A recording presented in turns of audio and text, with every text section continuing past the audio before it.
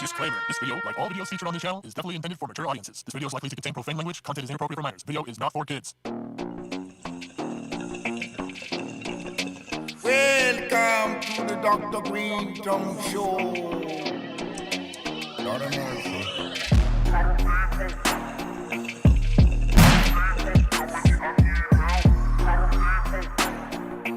How you doing?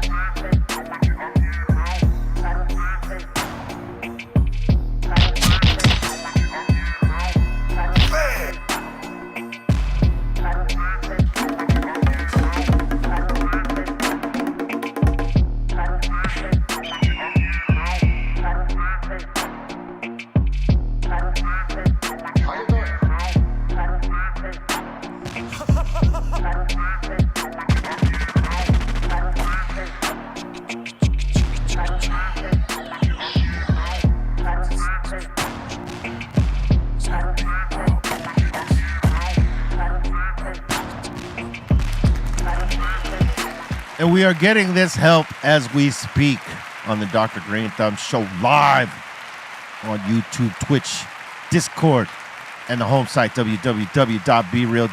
Hello, I'm Dr. Greenthumb. To my right, the legendary hitman, Julio G. I'm in the house. This drink got me last week, I will admit. Yes. I drew a blank. And we're going to talk about that. We'll be back, though. I'm back this week, though. I'm back this week. I'm sipping slow. And with the absolutely incredible splash today, Psycho Leezy up in here. Salute. Yeah, I got my own drinks over here, but All we're right. gonna have a good time today. Tuesday, squeeze. In the treehouse, Bolton Blabo, Bra, and the Dominator. You know what, B? It's a great day today. We got Rah back in the building. We got the Dominator up in here. And this weekend, I get a house sit at Sendogs. All right. You came to an agreement, huh? Yep. Welcome back, Bra. Happy anniversary to you and wifey. Give him a round for that. Hell yeah. Give it up. That's right. And also up in the nest, C-, accompanied by Snacks. Yeah, hanging out. Me and Snacks today. It's tight. Careful, he's gangbanging. They might drive by on him. Yeah. Just make sure you duck. All right, Yeah. C-. Reflex quick. Reflexes. We got my man Trace Nunez up in here. Yes, sir. Gave you a good one this time. See Yeah, that? I appreciate it. No craziness. Yeah, there was nothing attached to this intro. Like your shirt too. Looks Thank good. you, sir. Yeah. Remember this? This is your new dispensary out in Michigan. That's right, in Michigan. Going to be House of Dank. House of Dank. We dropped some flavors there. Salute. We got the brosha himself, said dog. Cheers. Cheers. I have no idea what Bolton's talking about. There's not going to be anybody at my house this weekend, so if you're going there, I want to know why. You will be shot. Yeah. Pitbull alert. Oh, my He's gonna have his little dogs waiting on Bolton. They're gonna mistake him for a living, breathing bone. And they ain't had human in quite a while either. So man. They haven't had human I'll bring meat. some steaks with me. That's right. White meat. yeah. Oh man. Bring the steaks. That way they could attack you and then have steak afterwards. Huh, that's like, yeah, they get the appetizer and then the meal. Damn. BET Awards. Anybody watch? We were talking briefly about them. It didn't seem like any of us here caught it. I didn't I catch saw it. I do did you not. mean? I didn't You even seen know it? they were Yes. happening. I saw some highlights of it. I didn't even see that. What did you think, Les? I mean, it was what it was, man. Shout out Diamond D. Yeah, salute to Diamond D. They was giving him a lot of airplay on TV, so it was good seeing him. And I seen Fat Joe here and there, but So So the Hip Hop 50 representation was. It was what? It was what? Wow. It was wasn't that? Wasn't that? What was wrong with it? I don't know. I didn't see it. Oh, I didn't see it either. Did you see it? Was it decent? Was I didn't it? hear anything? I didn't see anything. I didn't hear nothing about it. Wasn't invited to anything. Yeah, we never get invited. You know what's funny? We're gonna watch this whole year go by, And you're gonna see a lot of West Coast people that didn't get acknowledged for the 50 years. Well, we definitely haven't in any of the the Grammy situation or this BET. I imagine Soul Train's gonna straight up ignore us because they always have. But realistically, others have acknowledged us, and we've done our share of interviews in terms of the hip hop 50. But Cypress Hill. We get left out of things like this. Like it's hard to remember any shows after just watching the Busta Rhymes show. Like after that, you don't remember nothing. Like his show was like crazy. That's a well-deserved thing for him, though. For sure. I definitely get down with they gave him a Lifetime Achievement Award because my man deserves that. Oh, for sure. Yeah, for sure. He is one of the dopest to ever do it. Salute. The king of reinvention. And not only did he reinvent himself several times, he was successful in every reinvention of himself. Yeah, it's true. In terms of his look, in terms of the character that he is, in terms of even the styles of raps and songs and tones of voices that he flips. I mean, all around, man. And you notice nobody ever came after him because they didn't want that smoke. Nobody's ever wanted to. Oh, I'm a battle Buster. I got you. Nah, you don't want to do that. Once he came on stage, he was on stage to the rest of the show. He was there standing up. I mean, he's totally on an Eminem level like that in terms of skill set. Oh yeah, and being able to do it all. Because that's the thing about Bus. He could write those crazy-ass complicated raps and then go perform it live in front of people with energy. And better than the record. Turn it up. For sure. And not many do that. You know what I mean? Sometimes you're lucky if you get someone that has that kind of skill set on the pen work and then the studio flip to be able to come and deliver that live. Yeah, sure. That's tough. Yeah, for sure. And Busta is one of them crazy ass dudes that can do that. He's just blessed. And so when you think about what all the efforts he's put into the game, he more than deserves that. So salute to BET for at least that. All right, let's get back to the elephant in the room. You brought up a point about how West Coast groups are getting overlooked on these shows and across the board. Some. The big one, the Grammy, a lot of West Coast I felt overlooked. Yeah. This one included. They give props to Death Row though because they won by I guess people voted for group. See, but that can't be the cop out that we included Death Row. Yeah. Okay, so now once again I'm going to address the elephant in the room. Why the Cypress Hill thing? Do you think that is? We just never gave two shits about. We never gave a damn about the award shows. We only went when we had to go. When Sony was pressing us to go, and realistically, we just didn't find the value in it for us. We were always rebellious towards it. So I think, in that sense, we made our bed. They don't want to be involved, so let's not involve them. So is there a lot of politics that are involved that if you don't play ball with the shows, show up to the shows, do a performance and that type of thing? Back in the day, yeah. You get overlooked? Well, you notice that Beyonce, when she shows up, she has to get an award. So if she performs, she's going to get an award. Right. So that's where I'm going. That's the thing with the Grammys. If Beyonce going to be there, then they got to get if the Grammys ask you to perform 9 times out of 10, you're getting an award. Get an award, yeah. If you turn it down, not only are you not getting the award, you're not ever gonna get one. Yeah, for sure. Okay. Yeah. So you answered the question. No matter what you accomplish, right. They'll give that Grammy to someone less known that they like, because realistically, it's not an achievement award. The Grammys. The Grammy is an insight. So let's just say we made an award show called whatever, the Dr. Greenthumb Awards. The Greenies, right? There you go. I like that. We as a circle may like this entity over here because this is our homie and we like their get down. But this stranger over here is moving more and doing more. But because this is our homie and we like him, we're giving him the award or her. As opposed to giving it to who it really should go to. So it's not truly an achievement award based by sales and numbers. It's industry favorites. Like we'd be giving awards to our favorite people, not to people who actually did the numbers, sold the units, sold tickets, to shows and all that stuff. It's not based on any of that. Yeah.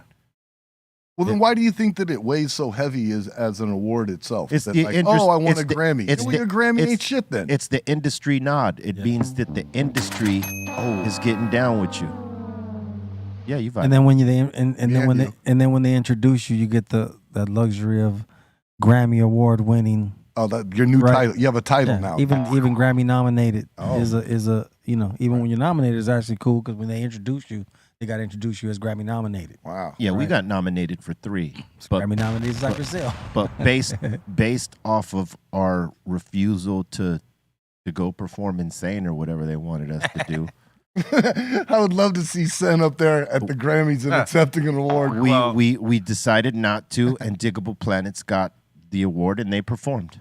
Ah, They performed and got the award. I was sitting there thinking it's either us or Snoop is gonna win. You know what Or I mean? Dre. I don't even think that I even. It was Dre. I guess I had heard the Diggable song.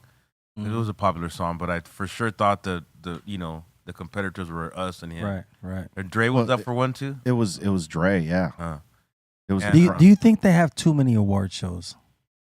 Well, when you think about That's what I think has burned out a lot of award shows. Just too many. How many awards you got to get a year, bro? How many times you got to walk up there? You know why? Because here. because certain genres got tired of the Grammys just having the foothold on the show. You know, and MTV went and made theirs. Then BET went and made theirs. And then now there's, other award shows that crack off because, they feel they need to highlight their own genres, and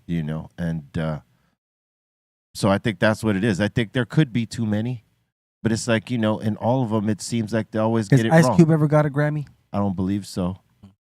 Like, People's Choice Awards is the only award show that people actually vote on. Because if the Grammys was like, here, we're going to put up this, vote for this artist, if you think they should get the Grammy, there would be totally different selections than what you see today. You know what I mean? Some might still win. There's artists that will definitely get that dub because they put in the work and they were deserving blah, blah, blah, of it. and they would Right. deserve it. Right. But the way that the Grammys, it's like, so if you're in the R&B genre and Les is in the punk rock or metal genre and you're in the country genre, and Why do I got to be in the country? Well, just hear me out. Because you look like that. And Sed is in the classical. You're only you're only allowed to vote within your genre. You cannot vote across the board for others. Ride my horse. You could if you yeah, it's like that. That's crazy. Now, So it's a popularity contest in a way. yeah. So, it was based on a system like that. If it's changed, I don't know because I no longer get down with any of that, but that's how it was for a time. You could only vote within your genre, even if you knew about the other. Wow. You know what I mean? But you had to be involved in that genre Right. to be able to vote in it. So think about when the Grammys, start putting hip hop in. Who was on that board? Who's on that board today? Right. So, if they want to make it right, they should allow the people to vote for those. But, they won't. No, they won't. I mean, it is what it is. You know what I mean? But yeah, I didn't watch too much of that. I watched little clips here and there on Instagram. I like to see Busta get his shine. He deserves that. Yeah. So I see Kendrick got best male hip hop artist. Yeah, Okay. He deserved that. he deserved that. That was a great album he put out. Incredible. Yeah, man. It was so far ahead of hip hop too. Yeah. It's just like it's on another level. His second album?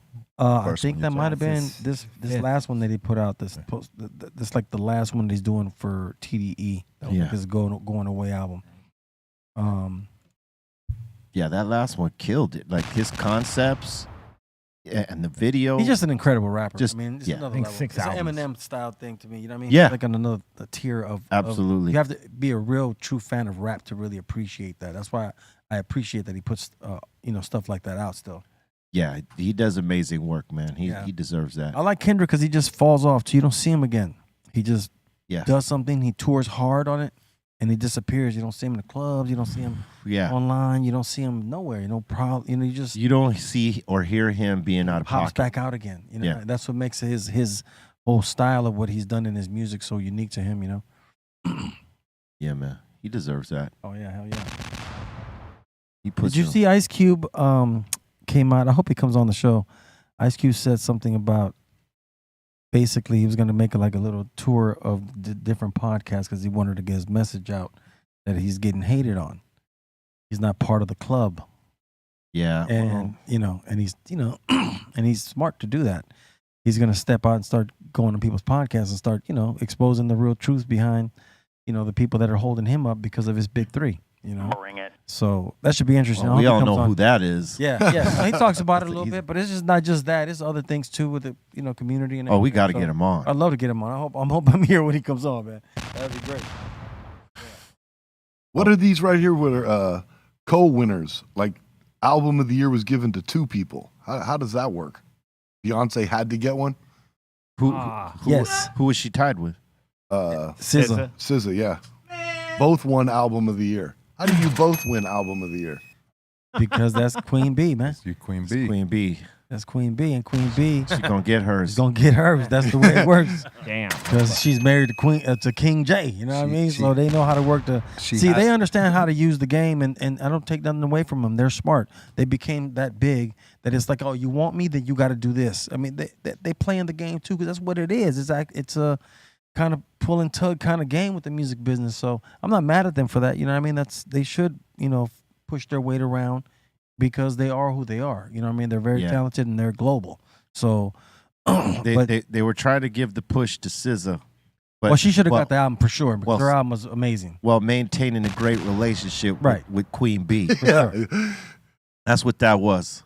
They did it. They did it with Usher and Chris Brown too. Both won male R&B pop artists. Same thing. Both of them. Same thing. Yeah. And look, that used to never happen. That's some new deal. Mm-hmm.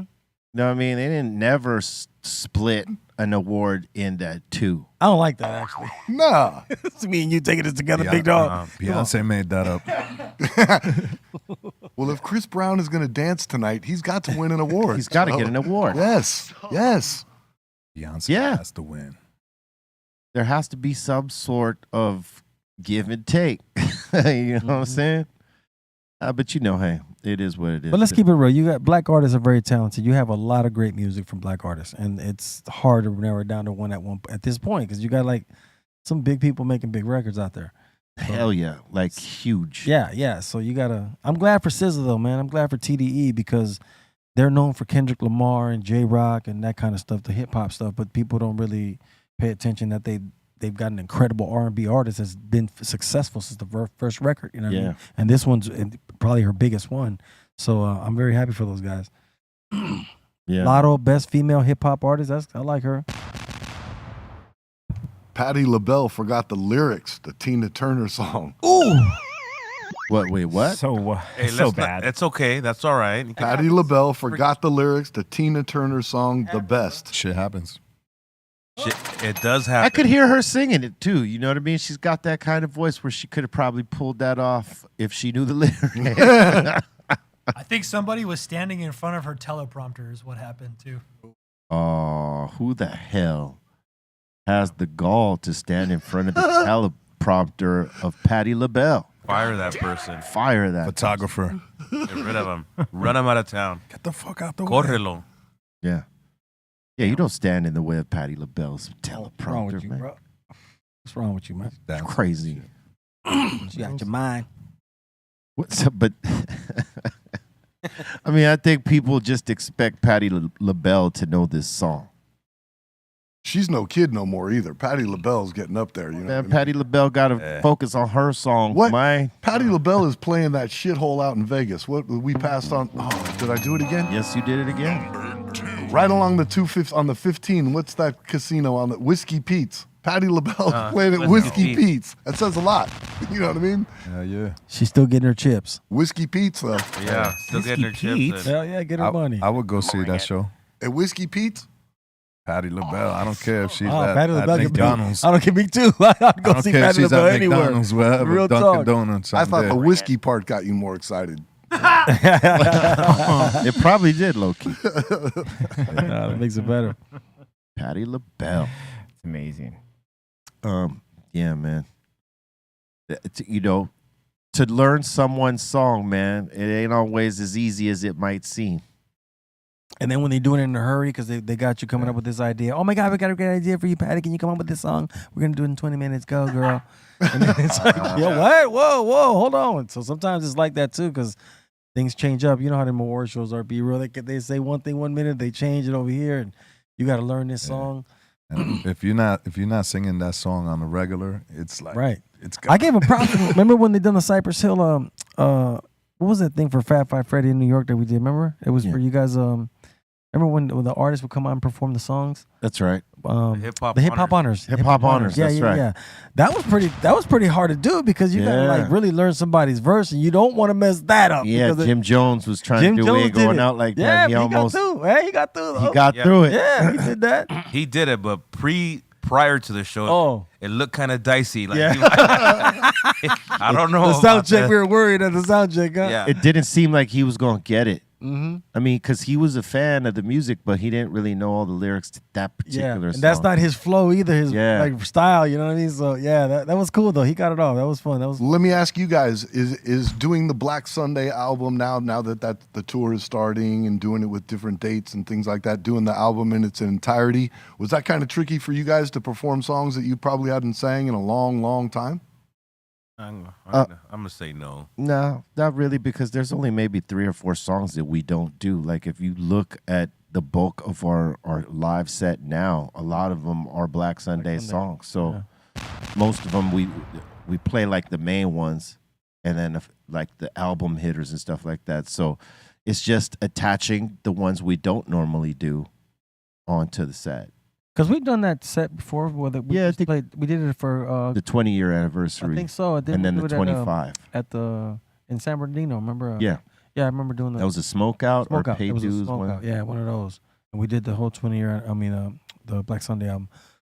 That was fun. Yeah, that was cool. That was when we did that one. We did it front to back, and then the second one we did back to front. Mm.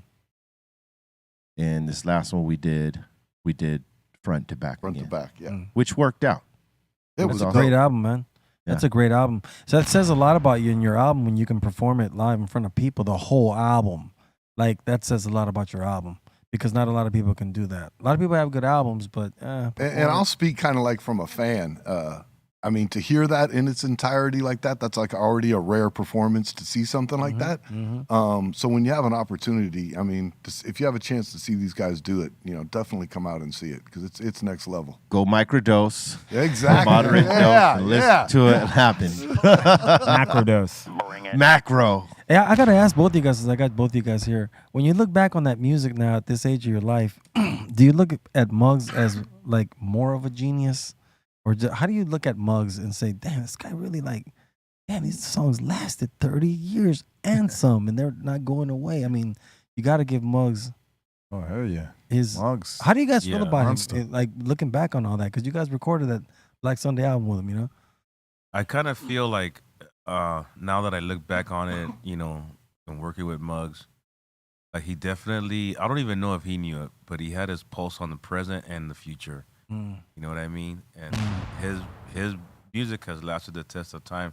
All the art that we created as bros has lasted the test of time and continues to do so. For sure. So to me, that's the absolute mark of a genius. For sure. Or something like that. Yeah. That could, because I mean, look at like people like Dr. Dre or people like that are considered to be on that level. Mm-hmm. We're still singing their songs from 30-something years ago. Yeah. You know what I mean? The same with DJ Muggs. Oh yeah, yeah. So I definitely think he was, in at the top of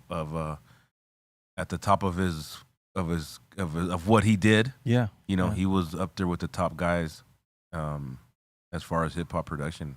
I don't think I understood everything he was doing at the time because I knew him personally. I don't think I got that from him, like that he was gonna think that far ahead, but he did. Because even like Cypress, when you look at Cypress Hill, it's just so unique. The artwork, the way you guys look, everything about you is so different than what anybody else has really done. And the sound, because when you get on stage and you play your songs, it's just a whole different sound. It's like a grittier, sound that you don't just get from, oh, the next guy comes on, okay, well, his is gonna be the same 808 and the same, you know what I mean, the same sounds that everybody uses. His just like Muggs put the fire down, like you guys finished the fire. Like without you guys, it's the Well, I'll say this about Muggs on my end. You know, he doesn't get enough flowers for his accomplishments as a producer, for sure. Because he is a genius and he is one of the greats, and he developed a sound. You know, and a lot of great producers develop a sound. Like that was important back then too. Yes, one of the most important things, and he sort of inspired others the way the Bomb Squad inspired him. Mm-hmm. And you know, what he was doing back then was having a vision. I think, you know, he's a true visionary in that sense. And for me, I followed it because I realized we were doing something different. We didn't sound like anybody else. We had our own thing. And based off of the things that were told to him by guys like Bill Stephanie, you had to have your own sound. You had to have your own get down, right? Like, so this is what he concentrated on. And yeah, a lot of people didn't get us in the beginning when we were playing our demos to other companies before we got to Rough House. I mean, they were looking at it like, what the hell is this? Yeah. And, you know, it was something revolutionary, and they didn't get it, man. And I know they all kicked themselves in the ass for not jumping on that, because Muggs's chop game, was just different. It was, yeah. Like, you dissect all those samples, and you're like, how the hell did this dude? Where did he find that? Yeah, how did he put it together? People are barely finding some of those samples now, like the original records. You know what I mean? I gotta say this about Muggs too. At that time, is that he brought that offbeat thing, because everybody was sampling on beat. Like, it was the metronome on the drum machine and off bars. Muggs just had things that were just falling wherever they were falling, but it had a groove to it. Yeah. But like I said, it was very different at the time, where people would have been like, "What is that, bro?" Yeah. He definitely brought a lot of the rock flavor into a lot of guitars, a lot of blues guitars, and like, for sure. And I thought that was important too, because you know what I mean. When we were little kids, you know, we listened to some rock songs or stuff that had rock appeal to it. And hip hop with rock appeal also.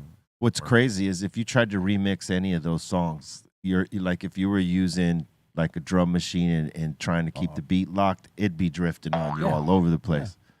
And you know, I think at times he just did that on purpose. Like, one, because it was a groove, just the same way the artists in the 70s used to.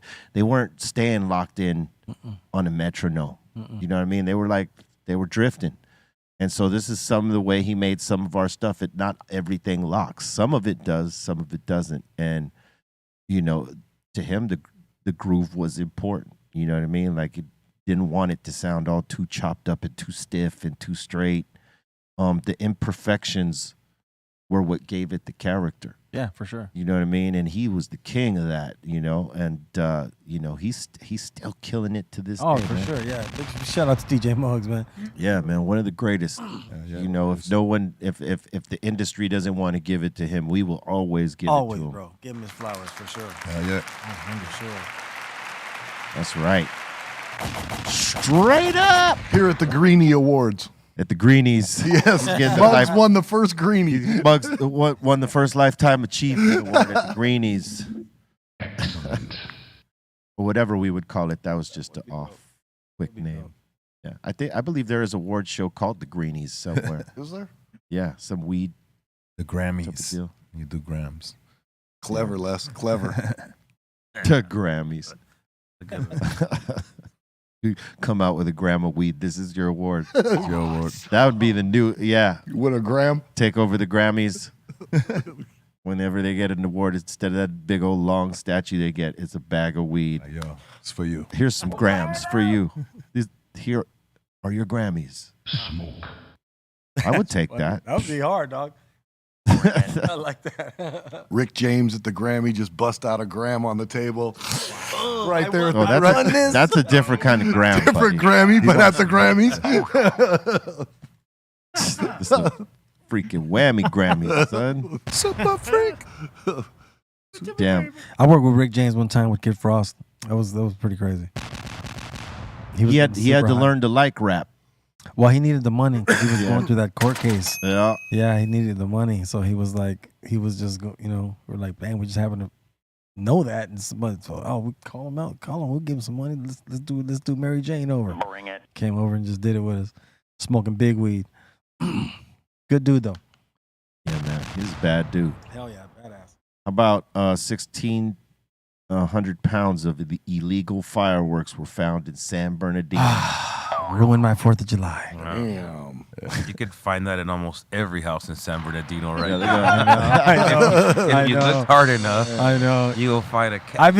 I've been told by, I'm gonna be honestly, I probably 10 different people. Hey, you want to buy fireworks, bro? You want to buy fireworks? No, I'm cool, bro. That's what I'm talking about. Living out in Vegas, the big thing is Pahrump, the little city that's right outside of Vegas, where it's like the bordellos and all that. So you can imagine. Well, they got like these superstores out there, fireworks year round.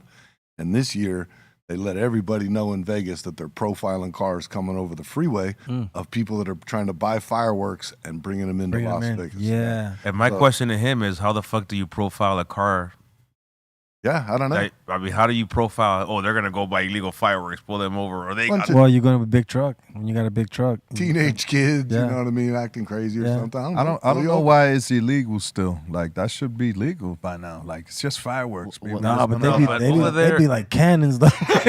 No, over there in the desert, they be lighting off some bombs. Come on, They be- bombs, man. You'll set neighborhoods on fire over here Yeah. with that. Yeah. They let off some stuff that should be let off in a big old park or something. Well, shit like that should be Or the illegal. desert. But like little firecrackers and little bottle rockets and bullshit, that should be like. No, you could buy that at the regular thing at the 7-Eleven Regular, at the fireworks stand there. Oh, fireworks stands Yeah, all good. they're talking about stuff that makes sounds and. All right. Yeah. So let me tell you that what Nuclear shit. people don't realize this. My mom used to go through a tough time during 4th of July because of that. Because those things just go all of a sudden and you just hear this explosion. I mean, it sounds like a bomb. And so if it's you got a pet, Oh, forget it. They hate forget that. it, man. They under the table Yeah. petting like shaking. Yeah, bro. Yeah. Thugs. And in our neighborhood where we grew up at, they start doing the fireworks in June. Like, like June 1st. And well after the 4th. Yeah. And we would battle block to block. Like, oh, they got an M80 over there. Oh, okay, watch this. Yeah, Boom. And we did another the block. same thing. Yeah, bro. Up in the Bay Area, San Francisco, you always went down to Chinatown, man. The best fireworks. I can imagine. M1000s, you know what I mean? Oh, out of control. Out of control, bro. M1000s, boy, those things have a loud. It's a half a dynamite. Loud Yeah, it's like a quarter stick of dynamite Yeah. or something.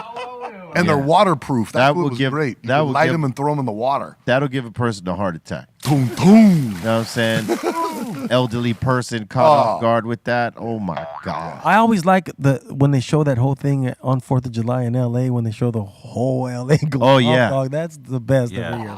It's crazy. Brooklyn does it big, B. The 4th of July, Brooklyn Bridge, they light the whole bridge up. Blah, blah. It's I've seen that. bombs going everywhere. It's nuts. I imagine our 6th Street Bridge is probably going to be lit up that day. Maybe. Now that people, showed that they didn't know how to act on this bridge, maybe not. But I mean, they would have if. That's the new bridge you're talking about, Yes. right? So, because there's a lot of controversy surrounding that They bridge. spent all this money on that bridge, and people started wilding out. The way it's built, I understand with the arches is that you can walk. You can walk up basically- on top You of those can arches. walk to the top of the bridge, like where you're not supposed to be up there, and just sit up there. Yeah. Wow. No This one is- thought that out. This is your city leader. Sen, you said guys were taking bicycles up and over the top of that thing. Yeah, bro. Yeah. Wow. Yeah. I mean, I highly recommend that. Yeah, look, here's the arches. Look. It's art. And they're riding bikes up and over the top of those. That's art. Wow. I mean, Now, I ain't gonna lie. If I was a youngster, I would do that with my homies. Me and my homies were crazy. We would do that on bikes. Oh, let's do that. Oh, that looks hard. That looks hard. I don't know if I'd do that. They're doing it on like motorcycles. They're not doing it on a regular ass bike. Oh, I'd be on that too. You Boom. can't pedal up that arch. Bad. Pedaling up that arch would be a struggle. Oh. They'd fall. Oh yeah, word. there's no way you'd fall off the side. I imagine going down is probably crazy, Lord. Yeah, that too. That too. You better be an expert and not an expert. Know how to land. Yeah, these are guys that just climbed Oh, up look at there. them up there. to people watch. Wow. Hello. Yeah, they wouldn't be feeling like all carefree if an earthquake could happen hell right no. at that time, bruh. I haven't drove through that though. I haven't checked it out yet. We actually drove through it for our first time ever, Trace, remember? Yeah. That a couple weeks ago? Yeah. You know, I just noticed what it looks like from that picture right there. It looks like the spoke of a rim of a bicycle. Like if you go back to it. Watch the arch, look at the spokes, and look at the hubs on the thing. It almost looks like a wheel. Oh, it does. It does, actually. Yeah. Looks like spokes and the, Inspired. It's a Vikla rim. There you go. Inspired by bicycles. Mm-hmm. All that money. All that money. All that money. What was wrong with the old bridge? It was in bad shape. At least, I mean, they wanted that to be like a tourist attraction where people do the walk path and take pictures of the LA River or the Wash. That was kind of your guys' But people bridge, started doing donuts. But look what they did. People started doing donuts, and LA's a disaster. There's your bridge there. Look at the bridge. Beautiful. So the original 6th Street Bridge was kind of like your guys' hangout. Didn't you guys used to go down there and like do photo shoots? Well, a lot of people would go take photos there. Down there? Yeah. Film, music videos. Yeah, videos or scenes to Crime movies. scene episodes. Yeah. All this. Now, Yeah, there used to be giant parties down there. And then you just go up and walk through that tunnel down there and be all kind of heads down there just partying, hanging out. It was a good time. This is what it looked like before. Yeah. Classic. Good looking bridge. Yeah. Yeah. Easy to fall off of. Easy to get thrown over off. Mm-hmm. You know what I mean? All the easy things. You get thrown onto the railroad tracks. That's what, more than anything, I don't even think the river's right there. It's the railroad tracks. Wow. Yeah. Because, yeah, we have a few bridges, but that's the one they spent money on. Say what? Not Jeff Bridges. Not Jeff Bridges. Yeah, they didn't spend money on Jeff. He got his own damn money. Oh, man. Now they probably got 10 more to go now. Hey, did you guys see this thing? They had it in the news today. It was like they got these old people racing on a horse race track in Washington. That's fuck. Racing what? It's called at the Emerald Downs track in Washington. They had the first ever grandparent foot race.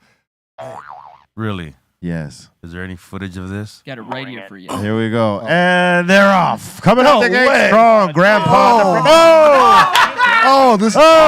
This is great. The humanity. I love that. I thought they were going to go all the way around the track.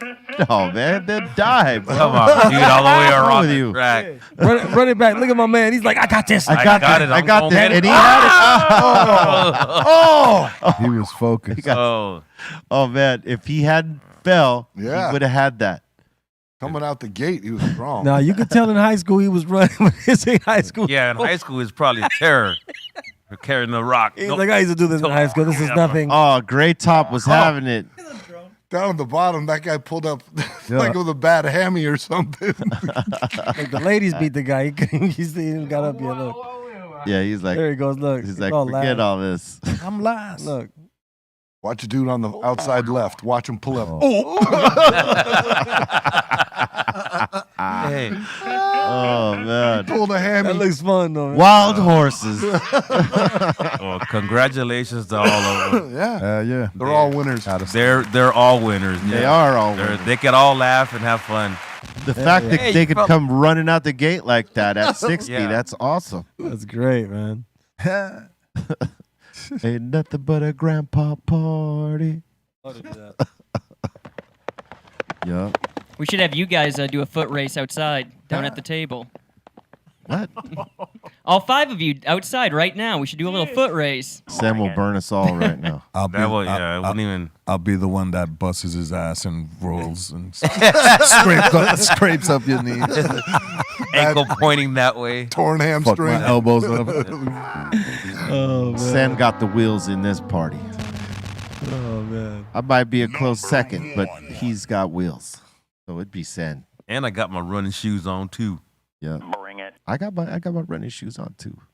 But no, Sam got the wheels. I definitely would be able to keep up. But since we don't have to run anywhere right now, No, just run the next one. Yeah. Yeah, no. The grandparents. That's awesome though, man. Yeah, that's great, man. When you think about like that, there's senior citizens groups that go do the polar bear challenge or whatever. What's it called? When they Ice bath. The ice bath. Polar ice plunge? baths, yes. Yeah, I've seen that too. That's crazy. Yeah, man. That's awesome. Keeps them alive. Yeah, they do a thing up in the Bay Area. Same thing. It's called the Dolphin Club. It's a group of elderly seniors, and they swim. They jump like Pier 39 or whatever, but they go around Alcatraz. Yeah, and it's. I mean, I'm talking like in the water. There's huh? like 80-year-olds out the there. sharks. Nah, it's not like that in the Bay. It's pretty cold water, so the sharks aren't really like that. But they're out there doing it. Like I said, some of these guys are 80 years old. That's Ladies, crazy. it's amazing. It's great to see. Swim around Alcatraz? Around the outside Alcatraz. Around the whole damn Alcatraz. Yeah. It's called the Dolphin Club. Isn't there like a current? It's not really that strong. It's not a strong current. No. That's, okay. That's not what we've heard. Okay, I was just going to say, you guys have heard the myths. I mean, I'm born and raised in San Francisco. The myths you hear of Alcatraz to the rest of the world are unbelievable. And a lot of those stories you always heard about guys escaping from Alcatraz, the joke out there is that 80-year-olds swim around it daily. Why couldn't they? Yeah. Right. You know, they had to perpetuate the lie that it was. Yeah, Exactly. I believe that those dudes made it, and they 100% easy. made it. Yeah. 80-year-olds are swimming around it every weekend. Fact. Wow. So, to escape Alcatraz, if you can get to the water, it can be done. Hey, I'd take that challenge. There's the San Francisco lights right there. Man, let's go. I can see the lights. Straight up. Yeah. It's right there. I'm coming back, babe. But them old timers get down. They get down out there. I give it to them. Yeah, man. Right here, this dude, 87, doing the swim. You ain't lying. He's going. He's going for it. Get on down. He will not be denied his swim, bro. Bring it. I mean, he's 87, but he doesn't Great, look man. 87. I know. Good for him. Yeah, that's crazy, man. Shitty water. Man, I would not do that. I don't Just know if I ain't could do gonna it. I don't know if I could do it. I ain't swimming I'll around watch. I can swim, but I'm not a strong swimmer like distance. Like some of those, like miles and that kind of stuff. No way. And you're saying because the water's so cold, there's not really that many predators in that water. Exactly. Yeah. Right. Some stingray, jellyfish, or something. Anything will bite you. Anything. I mean, I've never heard. I mean, no. I'll be honest with you. I mean, we've gone down there water skiing and all kinds of surfing out in Ocean Beach. You get on the outside of the gate a little bit more, like Ocean Beach. I've heard shark stories and things like that. But inside the bay, not so much. Hey, Trace, when's the last time you were in San Francisco? Like 3 weeks ago. Is it true that it's going down, or is it just the hype that we're hearing? I mean, I even hate to kind of say this out loud, but lately I've even been saying it and kind of self-confessing to myself that it's just not my San Francisco anymore. Yeah. It makes me sound like I'm an old man, but it's not really what I'm saying. Is it because of age? It's not my San Francisco. It's just, I mean, it is sad to see what it's become and what it's evolved into. It is sad, but Then you look at it, like here we're in Los Angeles. I come to a city like LA. It's plagued by its same problem. So it's like the way I look at it is what's the common denominator here, or what's going on. I mean, you're the West Coast, probably the richest state of the union, and two of the biggest cities in that state. What's going on with these cities, and I don't even have the answers. But to answer your question is, it's sad what it's turned into. Because I see it on YouTube, and I just like, okay, is this just sometimes people can so I got to ask a person. There is that because now that the mainstream media has caught on that San Francisco, because at one point San Francisco was like the #1 tourist destination in the world, and when you're #1, people would love to knock that off. So here comes the problems with San Francisco. So I think a lot of that is I'll use the term hate, but at the same time, there's a lot of a lot to it as well. Yeah, there's a lot to it. I seen some open air drug markets. That's what was crazy to me. I'm like, okay, when you're doing that, then you're losing it. That's a little far. Yeah, and San Francisco, it's always That's been a beautiful city to be doing that. You know what I mean? And it's been a drug culture city. So I think that since the 60s is where I'm getting at. And now I think a lot of people from different parts of the country now have come to San Francisco thinking that this was some sort of, I'll use the term, like a drug mecca. And it's evolved now into its crazy state of drugs as well now. So for sure. I mean, that's what I was going to ask. Exactly what I was going to ask you too. It's funny you said that because that's what I was going to say. There's a lot of people. It's not just San Francisco people. It's people from out of town that are looking at it as a place where I could just do drugs, and it caused more problem there. You know what I mean? It's not just San Francisco. It's an outside problem too. For sure. And I mean, if I was homeless, I would rather be homeless in a beautiful, warm city like Los Angeles than, up in Spokane, Washington in the snow. Yeah. So, that's part of the issues, for sure. That's crazy, man. Yeah. Yeah. Sign of the times, I guess. Yeah. Right. Craziness. It all boils down to our shitty leaders. We got shitty leaders. True. I know you don't like to talk California. politics on the show, and that's why I didn't go there with it, and that's why I didn't. Right. But to answer all that, it's kind of we have shitty leaders. That's a good way of putting it. And that's the bottom line. And until there's a change in that, this is what we keep going through. Well said. It's one of the dopest states, but it costs a lot to live here. Not only in taxes, but like every day you step outside your door, it's a risk. The wolves and vultures are constantly circling. True. So it's beautiful and it's beastly at the same time. That's California in a nutshell. Beauty and the Beast. Yeah. Word up. I love it though. Me too. Me too. I'm gonna thug it out. I'm not one of those thug it Californians out. that they did a statistic on Californians now leaving California. No. Not people that came here from somewhere else, No. but like people that were born here and raised here. Oh geez. And now are trying to leave. I'm thugging it out. I'm thugging it out. I'm thugging it out. An interesting survey that they do every year that I don't know why I'm into it, but U-Haul does a survey of where the U-Hauls they can see on a map where the abundance of where people are moving by where the U-Hauls are getting rented. Yeah. Texas, Arizona, all that. Yeah. So Kentucky. They were moving out of California to those states. But Iowa. now what I'm saying is how we were saying I'm staying in California. All those people that moved to those states, U-Haul is now seeing all those U-Hauls coming back to California. Now, Trace, how much does that U-Haul cost leaving California? It's much more expensive. Oh, I'm sure. Way more expensive. Way more expensive. Way, because they know that's worth money because people are leaving. So many people are leaving. Coming into California, you U-Haul for $70. Half price. Half price. Try to leave California with a U-Haul, it's $1,000. Yep, for sure. Yeah, definitely. Man, that's crazy.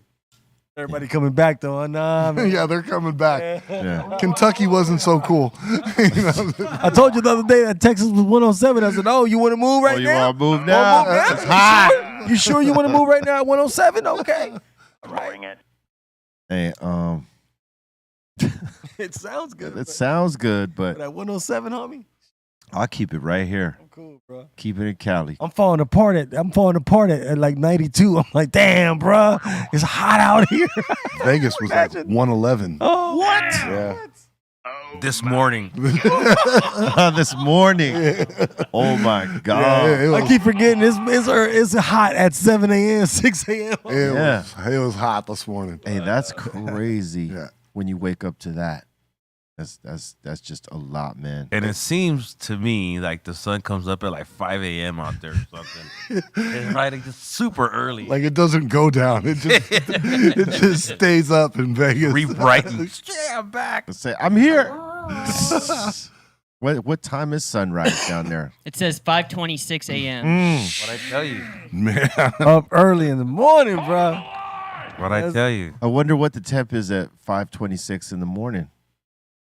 80 something. It was in its 80s. Probably in the 80s. Yeah. Damn. AC all day. AC all day. Don't turn it off, buddy. You better. You got to have your functioning AC cracking at full power, full capability, fans and everything. That's all I can give you for now, Captain. That's all she can take. Hey, when it's sweltering, that's a lifeline right there, man. There's no way to do it. Hey, since you guys live in Vegas, so how's that electricity bill though? Because you got to go through that. I mean, you're going AC, you have to AC it. What is it? Yeah. Go ahead, Sam. No, tell me. Break it down. Because That's the fine print you don't read. says, That go part. ahead, because the AC never turns off in my house. I already know. Sam got the pool going, every door in the house, the AC's on, and all the doors open. Crispy, nice crispy. Hey, the AC has an AC, dog. Hey, straight up. What's your bill per month like on I that? can't rightly say exact number, but I know it costs a grip. So it is expensive to have the AC cracking the whole time. Yeah, I would say, yeah. In the dead of the summer, probably there's times where you don't need the AC, but like, Right now I'm running full AC, 3-bedroom house, 2,000 square foot, nothing fancy, nice house, basic. Right now my bill's $350 a month because of the AC. So $10 a day. Well, it's not that bad actually. I thought it'd be more than that actually. Yeah. Well, that's not too bad then. that's not bad. Yeah, that's not bad. But it's a new home, so it's insulated real well, and that helps. Right. My last house now wasn't so insulated. It was built in the 90s. And people don't realize that, man. That insulation, Everything counts, huh? That Yes. counts, huh? Oh, it'll keep because the AC doesn't have to keep coming on because the house stays cool. Oh, okay, okay. You got shitty insulation, you pay more on that. paying more, huh? For Okay. sure. Yep. Wow, I thought it would be a lot more. That's not too bad. Not thinking because you're gonna be using it a lot when it's hot. You know what I mean? So $350, that's not too bad. Yeah, man. But I'm still gonna thug it out in Cali, baby. hey, how about they were just talking about this morning, the bullet train again. Oh. You know that they're starting to They're revisiting the idea. revisit it. I think they got a build date. Like they could actually start working on it or something like that. Well, they really need that thing. I'll tell you that much. Yeah, we were talking about it this morning. It's I think an hour and 10 minutes from LA to Vegas. What? Yeah, 3 stops in the LA area. See, with that kind of mentality, I might consider moving. You know what I mean? Yeah, that's different. Yeah, because the That's a commute game changer. now the commute is just get on the train, and sure. they were gonna have a restaurant on it, so you can have breakfast on the way in and stuff like that. So I'm sure it'll be the thing that I really like about the idea that it's private funded. Like I forget who's behind it, but some billionaire, and he's done a couple of different high-speed trains in other countries. So this isn't new to him. Okay. And he's serious. This isn't some dreamer. You know what I'm saying? This is what this guy does, and it's and it would work and it'd be successful because For sure. it would be a game changer for sure. I mean, the casinos, the way I look at it alone, imagine now what their mindset would be like with all these people now that can just jump on a train and in an hour they're here. Yeah, and an hour back out. Thank you. Yeah, you can go home the same night. You can go home the same day. Yeah, it's nothing. It's like we just after the show be like, hey Trace, let's go to Vegas real let's quick. shoot out. Yeah, Let's have some dinner. and take the train back tonight. Be back by 10. Yeah. Yeah. How fast those There it trains is. go? Love it. About the speed? I think 200. No, 3? probably 3, maybe. I don't know. I'm not sure. I don't know what. I There's a think bullet 200. train. That's a fast-ass train. There's a bullet 300 train where in miles an hour. Japan or somewhere. Japan and Switzerland has one too. I wonder how quick their bullet France. trains go. It says most bullet trains can go like 186, but there's one in Japan that can go 200. Right. Yeah. I think they're talking about 200 for this train. That's moving. You definitely. That's That's going. moving. Yeah, there's going to be a lot of tests because they don't want no fuck ups happening there. Oh man. Yeah. I mean, you're putting people's lives at 200 miles an hour. You know what I mean? Where'd this damn flag come from? Those trains are all different level nowadays. Like it's not like when we were kids we thought with like wheels on a track. Those things aren't even now sitting on tracks. They're like like if you ever put a magnet that's a reverse magnet and you press them together and they that's what they ride now is on a magnet. So they're not even really touching things. Yep. They're given this area that they can travel in. It's a magnetic field It's type a of thing. field Yeah. exactly now that they can float them on. It's very stable. Where if you had a wheel on a track like that probably wouldn't work at that speed. You're doing that, and they're doing that in Japan, right? Right, It's exactly. On their train. Yeah, Wow. yeah. The engineering in these trains is Amazing, unbelievable. And when I went to Europe, Switzerland had one, and I got on. And I, like looking at this thing, it's like this thing looks like NASA built this thing. This is A wild. lot of money. A lot of we, money. We've been on the one of them. I remember which one it was. It wasn't in Japan though. You guys probably rode that one from Switzerland to Paris. Yeah. It's Switzerland, France. Yeah, because we did a couple of train travels in our time. That would probably Going be on a one of bullet them. train, yeah. Bullet. I'm down with that. Man. Yeah, that would be fun. Yeah. Well, I thought that it was already under construction. Seeing all the shit that's out on the freeway on the way here, like, Well, I thought they were building it already. I think they started initially and then it shut down, and I think they're restarting it back up. Because I remember, on those times going up to Vegas, seeing all that shit you're talking about. Like they had been working on it, clearing lanes and stuff like that, or clearing paths to put whatever that is. I mean, that's the thing about it is geographical wise. I mean, there's nothing in between. It's sand. You know what I'm saying? So as far as that, it's not like you're going through cities and metropolitan cities that you're gonna have to go around and things like that. It's almost direct line of sight from Vegas to LA, point it, and So I don't see a lot of obstacles there. I think it was the building costs. What happened was that pre-pandemic, that a lot of the estimate and costs went up, drastically changed since, and a lot of the things that the numbers just weren't the same, and I think everything had to be kind of, I'll use the term, revisited. Anything that was being built right at that point, everything got shut down. Right. So and cost of doing materials. I mean, you heard probably in housing and things like that, 2x4s went from like $1.50 a piece to like $7. Yeah. So I'm sure the same costs were going to be the same on this train. Mm-hmm. Absolutely. I would take it, but only after it's That's really cool, because been running for a month. Let them see how this works out. Yeah. Let some people get on that thing first. Move some people. It opens a lot of opportunities for people to work too. You know what I mean? Yeah, sure. Could go back and forth and in construction too, just building it. Oh yeah, for Imagine the force that it would take to build something like that. Yeah. It'd be amazing if they get it done, or when they get it done. All right. Hey, look, make sure you check out the Mix Show right after this show. Dr. Greenthumb on Twitch, B_RealTV. If you're on Twitch, just stay there. If you're on YouTube, come join us. If you haven't created a Twitch account, you could do so with your Amazon Prime monthly subscription for free. All right, utilize it. Come get down with these mixes. If you haven't smashed a like yet, smash it. And if you're not subscribing, subscribe. Share the show out. Let other people know. You know what I mean? And crack the all notification bell so you can get down with all the content we drop. New smoke boxes coming in July. TJ Dillashaw setting off the first one. MMA great. Legendary. You know what I'm saying? Each one teach one. Tell your friends. Don't bogart the show. And today's show, sponsored by Tough Mama, who everybody is buzzing about because they started making award-winning hemp blunt cones infused with live resin. And now they have mini mofos. Mini mofos are dog walker-sized blunts, joints infused with solventless cured resin that burns slow and smooth. Because, slow and low is the tempo, man. Tough Mama also makes carts in a range of 100-milligram beverages called YOLO shots. YOLO shots are great for shooting. We're drinking them right now.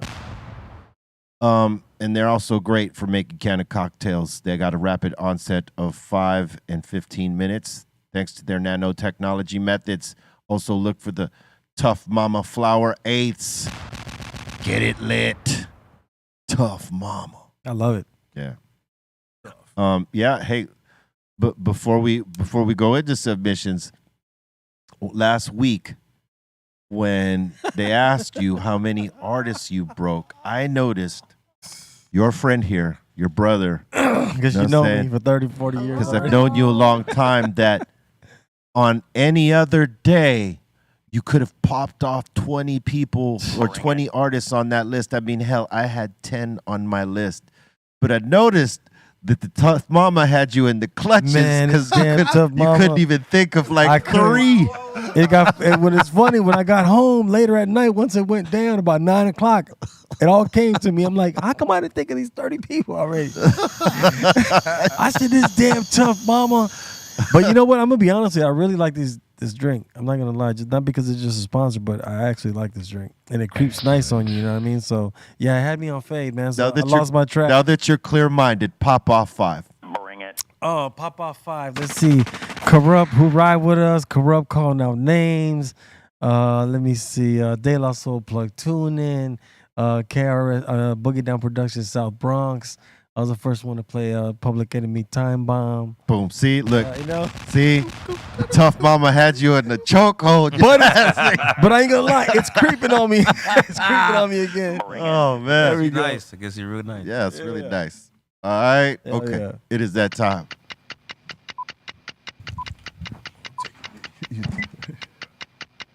Time for submissions. Time for submissions. Time for submissions. Time for submissions. Time for submissions. Time for submissions. Time for submissions. Time for submissions. Time for submissions. All right, we got a lot of submissions up in here, and also shout to Snacks. People want to do a little welfare check on C- and Snacks right now. Dude, we're just been hanging, just smoking heavy and just listening, man. Yeah. There we go. All right, first one of the day here. You guys are going to like this. We got Bart's Barbecue up in here saying he needs bringing down some brisket lasagna for the show today. Oh shizzle! I dare you. What? Bring it. He's bringing brisket lasagna. He told me last night. I just totally forgot to tell y'all. Wow. Which would have been a surprise had he not given it away. But you know, this is what he's bringing. What? Swing it while I'm bringing. I never had that full. Oh well, you gonna have it today. I reckon. Bomb. Excellent. You just stick around, baby. Damn. Looks pretty good. Mm-hmm. Looks great. Finally, the herbs come around. Get All them right. down. Well done. Looks a lot better than them scrambled eggs, right, Sendog? A little bit. Maybe. Slightly. We got Dean Jones up in here with a little Sunday roast. He's saying he's slow. Let me see if the screen capture's working. There we go. Ah. He's saying he's slow roasting this free-range lamb shoulder with duck fat and roasted potatoes. All right. Love me some lamb. Excellent. Mary had a little lamb. Fire. Yeah. Fire. Oh my God. Nice. Bring it. I see that. It kind of looks like an image of something. I don't know what, but. Ice cream cone. Nice. Yeah, you're right. Chocolate ice cream cone. Meat ice cream. That's awesome, though. Making me hungry. Next. Excellent. And we got Dean Jones up in here asking for a little joint rating. This is his dessert joint. To the neck. If you notice here, he does something rare. For me anyway, he rolls the joint on the right side over there. But as you could see here, from the neck, a squeeze. Well, just above that. That's where it starts. But no, on the bottom, you can't see it. Yeah, Bolton. Thought we trained you. Yeah, there's a squeeze there. And yeah, there's a few squeezes in this, top and bottom. And that twist top up top sort of misshapes your top end up there. So and based off your paper line. I mean, if you look at your paper line here, ouch.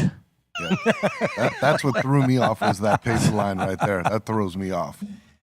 So I'm gonna have to give this a 3. So here's what you do: put more weed in there. I'm sorry.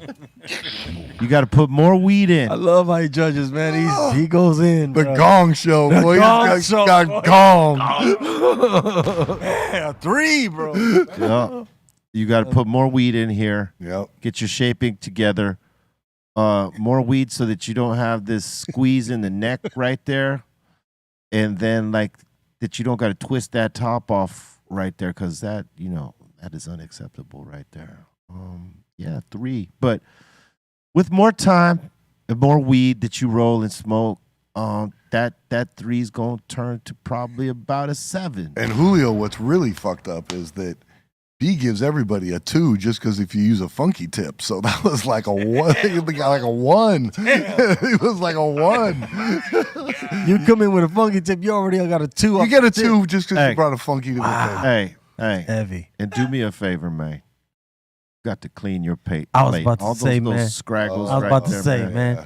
I thought the backgrounds would hurt him. Yeah, you should have did it on a more solid background. Yeah, you got to get all that out of there, man. Yeah, all that grain out there, man. Come on, man. Smoke weed every day. I mean, when you step to the plate around here, you got to come correct. There's no doubt. This is the big leagues. You asked me to hold you to a standard. I was just gonna say you asked for it. You asked for it. So. You got it. We should all do a joint and be rated, huh? Oh my God. Send Dog's joint. Oh, Send It goes Dog. Julio G's joint. It'll take me a while. I will over scrutinize Send Dog's joints just because of what he did to me when I was a kid. What did I do, man? Send be rolling. Another thing that I don't remember. Constantly clowning my joints. What the fuck is this pregnant shit? That's funny because that's you can't what roll Sen for does. nothing. Sen rolls pregnant joints. That's what Sen rolls. No, I don't. Yeah, you do. No, I don't. Every one looks like it's 8 months. Nah, I don't know. I don't know if he rolls pregnant joints. His joints are pretty tight. Sometimes he puts the squeeze on them. Okay, I don't roll pregnant joints. All right. Okay, you don't. Okay, you don't. I don't even know how to take that from you being A professional joint roller like myself? No, I was gonna say a Buddha brother, somebody that gets high. We smoke weed together. Yeah, we smoke a lot of weed together. Yeah. When's the last time you rolled the joints, then? Last night. Yesterday. See, he stays in practice. There you go. Yesterday. He used to clown me for my joint rolling. That's why I would over. Well, okay, his joints did look like they were pregnant. Yeah, they were. I got no problem saying it. The camel hump in the joint. Yeah, it wasn't. But he was like 15 years old, man. You don't know. It wasn't until our homeboy Lem, salute to our ROG, pulled me aside and said, "Look, this is how you do it," and he taught me his technique, and I used that technique forever until we created the tips, and I implemented part of his technique into rolling with the tips.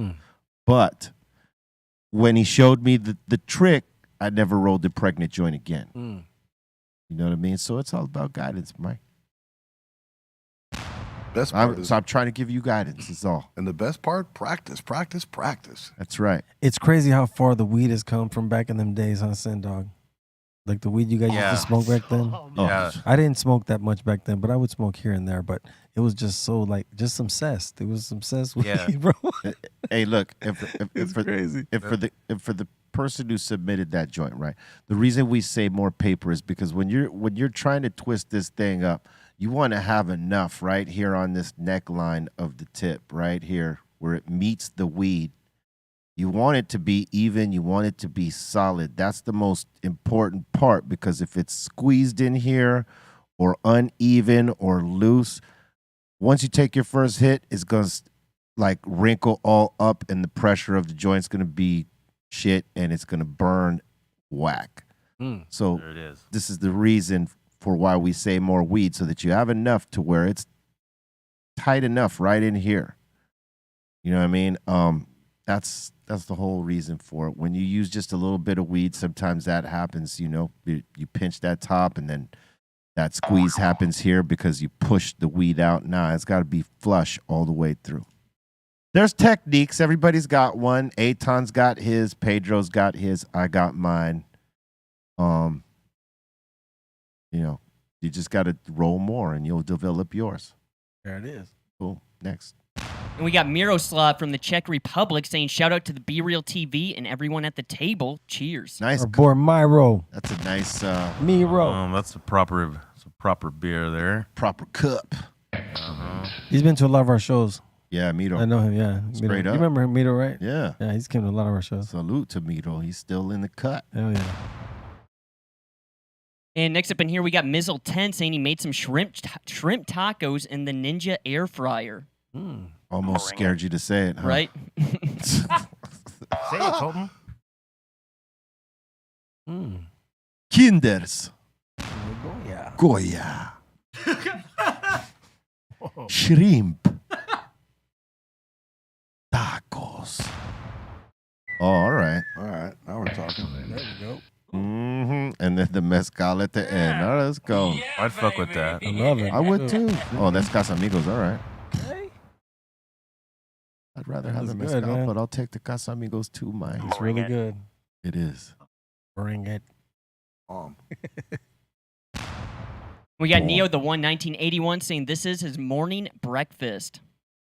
Rolling a joint. That's a pretty good breakfast, man. Fortified vitamin and minerals. Breakfast of champs. That's right. Let's see what you. Zigzag. Coffee goes good with some weed. Like for me, it's espresso though. Like, but other folks, coffee and weed just goes together, like just hand in hand. It does. Yeah. In Amsterdam, it's I don't know why I love it so much in Amsterdam though, but it's like I love coffee and weed in the morning. That's my favorite smoke of the day. Is getting up, cup of coffee, light up a Kush joint. Boom. I mean, it's the best. Because it's a vibe.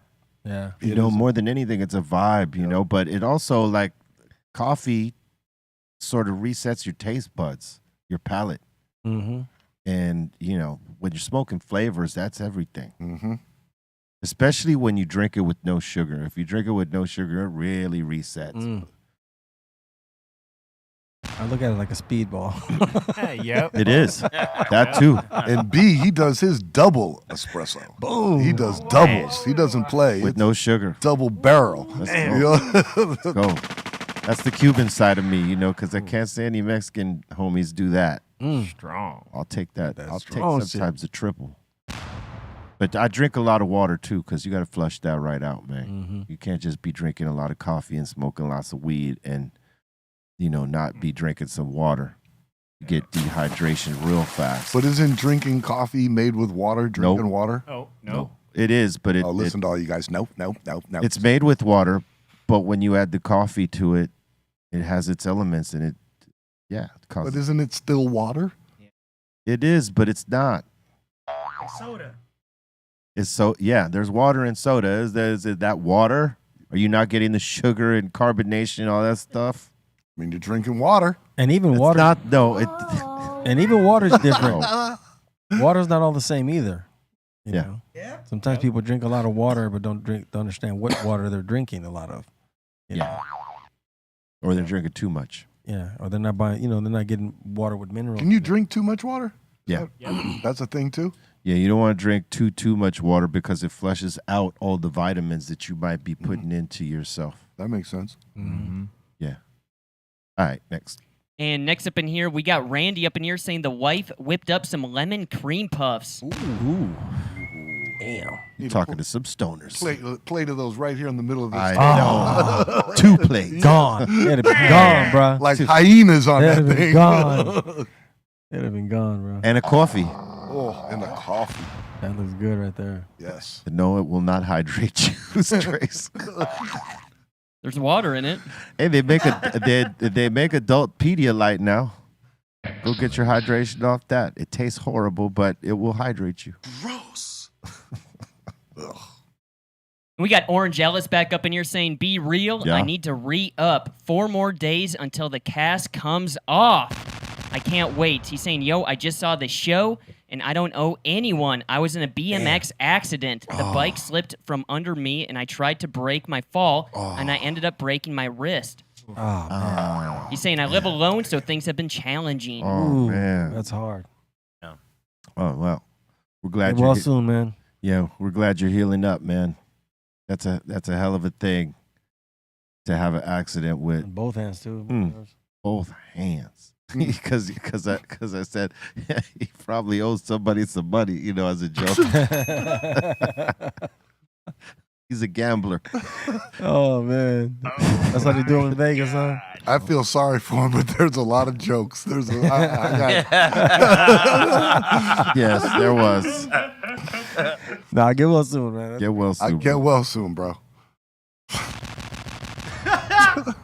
We got Lee up in here saying we had a blast in San Diego this past weekend. The Legacy, Smoke, and Rosin were on point as always. And thanks for hanging out with my baby girl, Allie, again. Shout out to Be Real.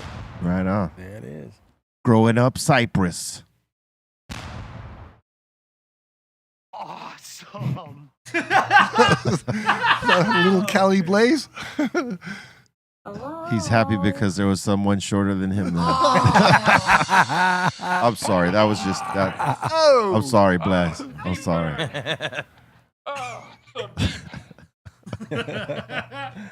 I had to use it. It was right there. Come on. Let's check out this autograph quick. Boom. It's right there. Nice. Overpronounced E. Sliding into the A. I'll give you that one. Eat me, Bobo. Well done. Trying to scrutinize my autograph. My autograph, bang. Sen got the nicest autograph out of the whole group. Sen, like, he really takes his time. You do a nice autograph, Sen. Shut your ass up. You do. But, okay, you know what? What a dick. If you think so, thank you. He You does. think so, but And people say it all the time. That big S he does. Okay, do you want me also? Okay, you know what? I'll throw you on the bus. Not, you know what he asked me? Because I can almost do it. He's like, oh man, maybe you should do some of these posters. So you want to start playing games? It's that good. No, I was serious. If you can sign my name, go ahead and sign that stack of 1,000 posters right there. You do that. Yeah, now it's okay. Now it's good, huh? Yeah. But he does got a nice signature.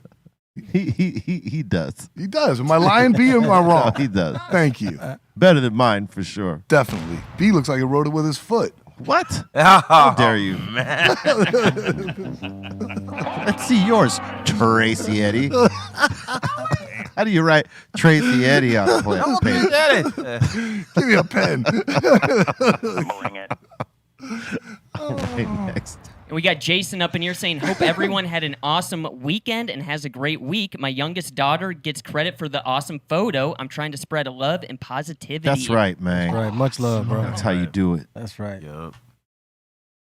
Well done. And we got the Inner Realms up in here saying, let's step on the field, be real. I haven't played since 2017. This gives me memories. I love this game. I wish I had time. How many people are on a team? Each team, like when they do those?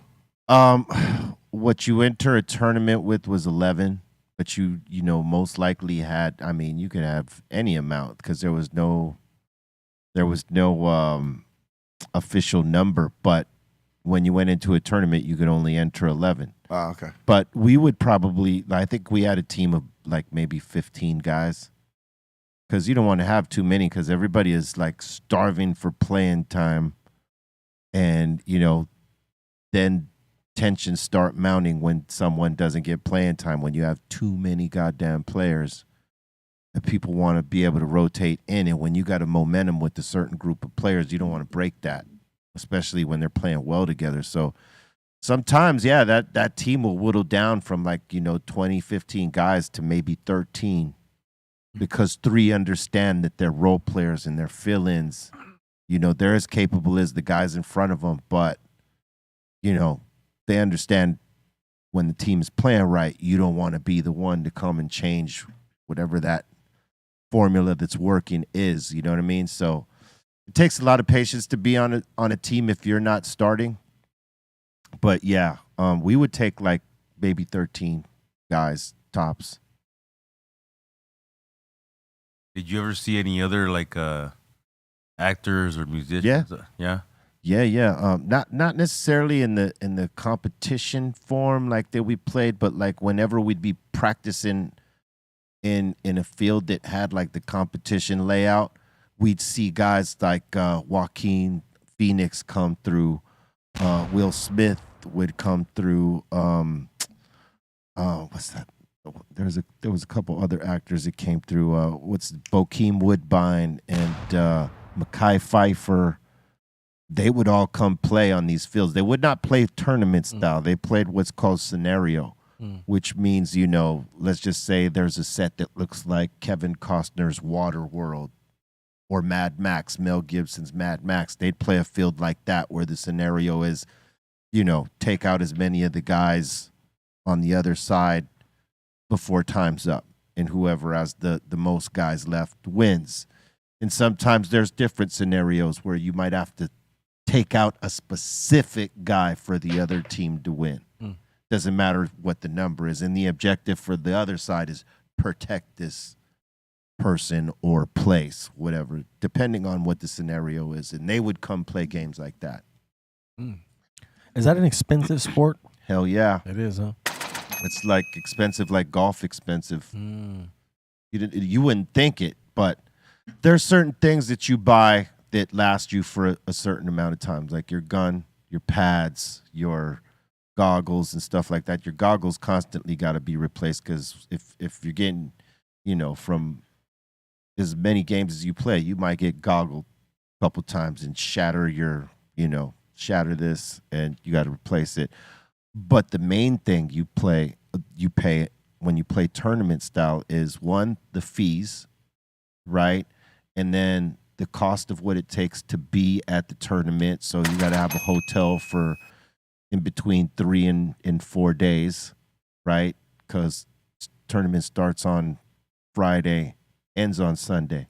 Oh, wow. And some people go a day ahead so that they could go see the field layouts and all that stuff. So you're essentially there for close, to 5 days, whatever. And you got to have the money to be able to eat and, pay for the entrance fee.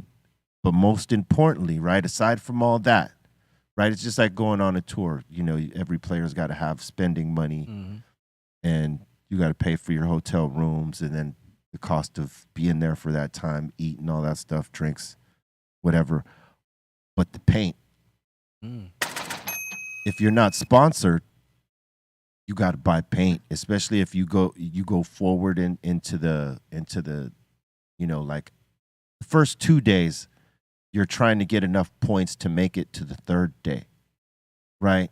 And some folks have to leave tournaments because they can't get enough paint to play in those final rounds. They say they have enough points to make it into the quarterfinal. When you say they don't have enough paint, do you mean like they can't afford to buy more paint? Either they ran out of paint. They didn't bring enough.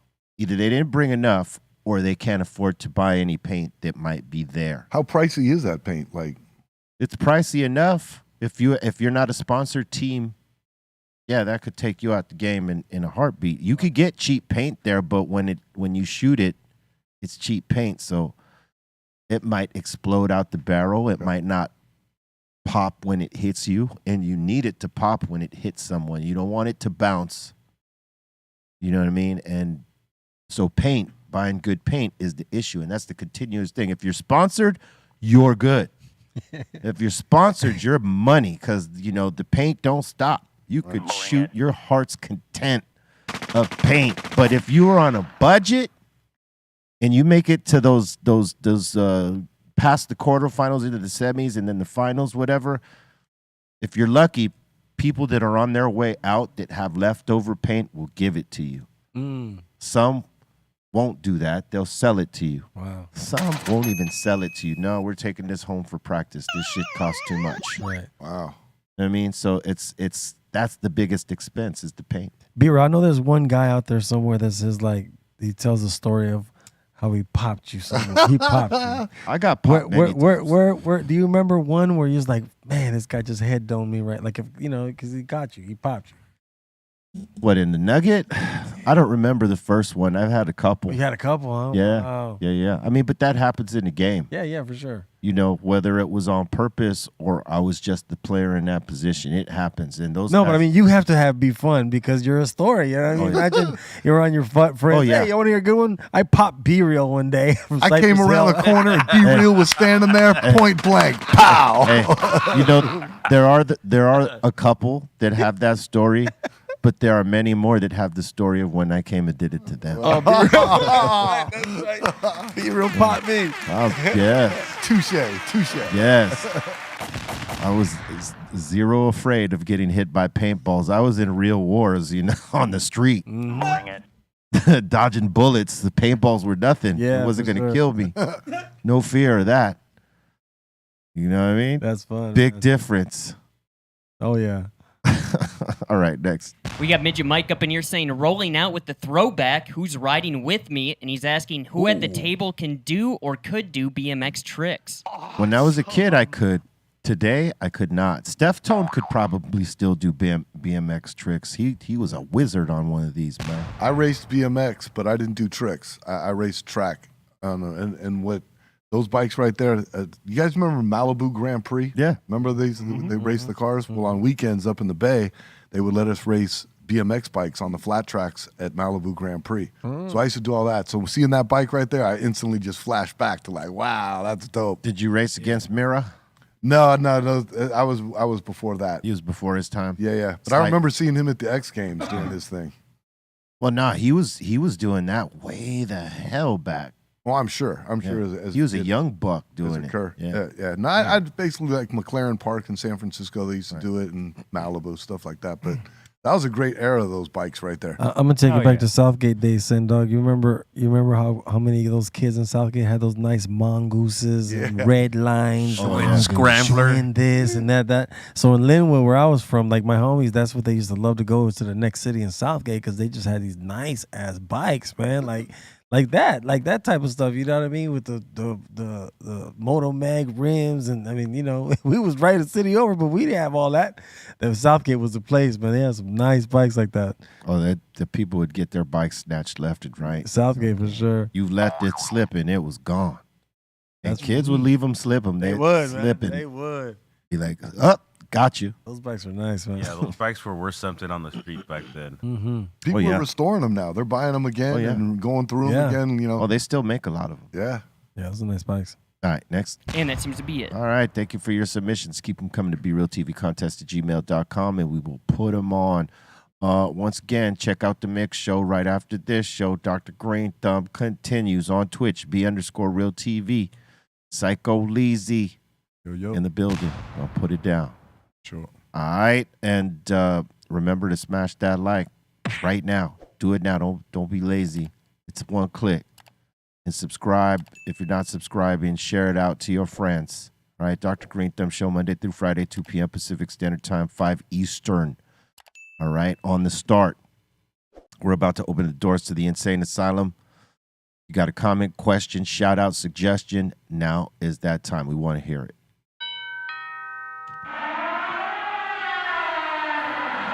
Welcome to the Insane Asylum. All right, let's do this. We got Scarecrow up in here, and he's saying we need Master P on the show. Bring it. Yeah, it's been a while since he did it. It would be great to have Master P back. Oh. Hell yeah. Nah. Hell yeah. I love Master P, man. He's a great guy. Yeah. Smart guy, man. I bet, like, you know, last time we were here, he was dropping some gems. You know what I mean? So I have no doubt he would do that again. But I could imagine, like, the type of stories he got in his back pocket. Oh yeah, crazy. Bring it. Salute to Master P. Much respect. Independent. Yup. We got Twacklack up in here saying, yo, B. Yeah. Many props for sporting the native gear. Ooh. All day, baby. We represent. And Twacklack saying, I ordered more Funkies, best tips ever, and I spread the word. That's what's up, man. We thank you for that. Much appreciated. And Rockin' America is saying the year Beastie Boys was on an awards and performed, they blew it up and still did not win. Yeah. One of the very few. Because they can play you, too. They can tell you to go all the way up there, and you're going to think you're going to get it because you perform, and they be like, nah. It also depends on the style of performance you give, too, probably. You know, because some the people... Grammys is shiesty, man. Yeah, because you might give a performance, it's like, oh, I'm right here. I'm going to use this stage to, like, make a statement. Like, we don't give a fuck. And in that case, you would probably lose. But I don't know. The Beasties were just always rocking. I remember that performance. They were just always off the chain. Yeah. Salute to the Beastie Boys, man. They didn't give. Yeah. They didn't care. Well, they did, but they didn't. You know what I mean? How come you think back then they didn't make a big deal about them being white? Like, how dare they? It was like they were so dope. It was They were just just so nobody dope. said I'm nothing. saying, I mean, I'm 1580K days, we used to play them at the all black dances. Not one person said, "Hey man, why y'all playing them white boys?" But Yeah, know- nobody Not cared. one time did I ever hear that, You bro. know who was co-signing it? Russell Simmons. So it came from the Run DMC family. Of course, you're gonna accept it. But also, it was dope. It was super dope. I think Super. people look past the fact, you know what I mean, and they just accepted it because it was dope. Exactly. Like Beats were I hard, like too. like I when I first heard of the Beastie Boys and seen them, and I was like, they're dope. I didn't care if they were white or black or Latino or whatever. Yeah. They were just dope to me. Yeah, me too, man. I love those guys. Yeah, And their music is super dope, man. yeah. It remains. Thought about that. All right. And we got Modio Cycle saying, "Yo, SZA's new album is dope." Yeah, True. that's the word. That is the word. Her and Beyonce won album of the year last night together. I think what As a I duo. think what it says here is that Beyonce won People's Choice Award or something like that. No, this is both one album of the year. That's it. Now, Viewers' Choice Award. Sorry. Next line down. no, Oh, next line down. yeah, next line down. Okay, yeah. Now, this is just my opinion, okay? I don't want nobody to go get Beyonce, Twitter people on me, man. I liked her album. I did like that first single, but I don't know if I would really put it out there as album of the year. I've just heard better word from her. I thought it was a good album, but I don't know if I would say SZA album of the year, no question. Yeah, I have no problem with that. Word up. That's just me though, man. We got Wilfred Cyrus up in here saying, "Be real. Can you tell us more about the Greenthumb and House of Dank working together in Michigan?" Recently, we just did a flavor drop of our Greenthumb flavors at House of Dank. While I was out there for a show, and House of Dank carries those Greenthumb flavors. Little collaboration we got working on. We got some other things that bigger things that we're going to be working on with those guys. So that's about as much as I could say at this point. Awesome. We got Red Boy up in here saying, "Check out First Smoke of the Day, episode 100 with Be Real. Yeah, It's man. finally out." That's right. Salute to my peoples at First Smoke of the Day. Thanks for having me on the 100th. And if you haven't checked it out, make sure you go over to their YouTube page and check it out. How was that? Because I've never really watched their full shows. I've only watched it in clips. Yeah. But I enjoy the clips, and I seen you on there. But how was that experience? Because it's all about weed, right? The whole thing. I mean, yeah, we talked about weed, but we talked about other things too. Oh, okay. Like they dipped through parts of the career and parts of my gang banging career, too, all that. It was a pretty dope interview, man. They covered it pretty well, man, and I think they do a great job representing the culture and everything. Yeah. So salute. Smoke. And I was high as fuck. I had one of those Cali Blaze hash holes, and they were smoking heavy too. So it was a pretty smoky episode. I watched your interview. It was a good episode, and I watched the one they did with Kenji as well. Yeah. Yeah, they do a dope job. Absolute. And we got New York Rican Peach up in here saying, "Can Be Real still do the Dr. Greenthumb dance moves like that IG post I just saw?" All day. Every day. Please believe I could do it. How about you, Sendog? Yeah, man. It's not Sendog dances better than any of us, dog. What are you talking about? I was just asking. I was wondering. I'm a dance berry. He's a dance berry, yeah. Oh man. And we got Cybele up in here saying, Black Sunday has no skips, and we always thought Cypress was from New York City." A lot of people did. And thank you. And we got Generic up in here saying, "Can't wait to see you guys for the first time July 2nd in Gary, Indiana. I hope I can smoke in that venue. I've never been there before." Oh wow. First time. Awesome. Yeah, it's been some time that we've been in I don't know if we've ever played in Gary, but like just in Indiana, period. It's been a minute. Are we gonna take a drive by the Jackson's house? Got to. Do you want to?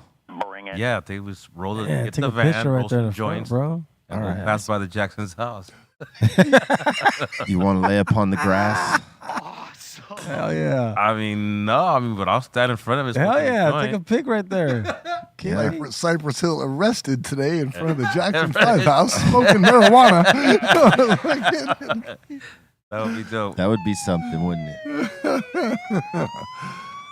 And we got Haza up in here saying, so great to see you on the show, Send Dog. Diary of a Mad Dog was great. Is there more chance of solo projects in the horizon, bro? Much love.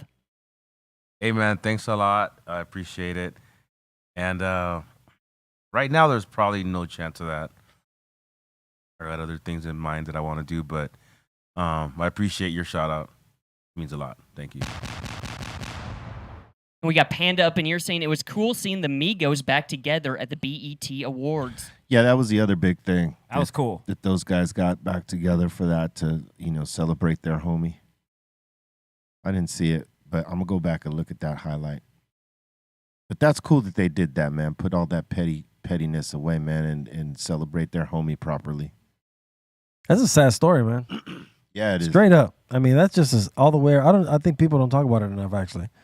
It's like this guy just standing there, just saying nothing to nobody. In one situation, just turns somebody shot you and you're dead, and you're a multimillionaire. It's like it's just crazy, man. This hip hop, what they're doing to hip hop today is crazy. Yeah, man. Our people, this guy should be around, man. This guy should be here with his family. Absolutely. Straight up. That guy was dope, and he was the dopest one of the group. So that's what makes it really sad for them, because they had a great thing going on with all them three. Artists of our generation, like these guys, you got to put them in context. I mean, these guys are doing numbers that the Beatles, had done. Yeah. So it's like, guys are big, right? They made an impact. The Migos, you can't take that from them, bro. They made an impact in their generation. They hit. Fact. They changed the game up. You know what I mean? So, we'll see what happens with that case. We'll see what happens.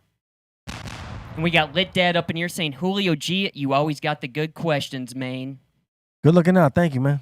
Well done. I enjoy being on this podcast. This is fun all the time. And with my friends that I grew up with, you know what I mean? So that's right. Awesome. We got Sage up in here saying, yo, Busta Rhymes stays in shape and motivates me to get in shape. That's right.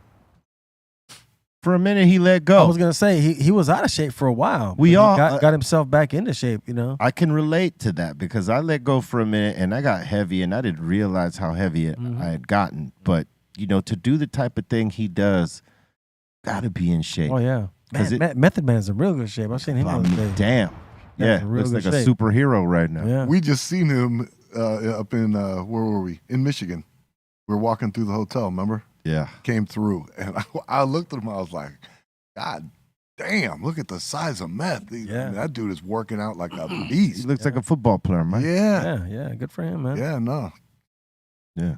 Enjoy your money, bro. You know what I'm saying? Like, live life. And at his age, too, man. It's good to see. It's good to see he ain't a kid anymore. Yeah. So to stay in that. Because look, man, like there's a lot of these guys, like in the early years, everybody was really fucked up. You know what I mean? Yeah. Doing drugs, to see them grow up out of that and now become, really more about living, you know what I mean? And taking care of yourself. That's a good thing. Yeah, man.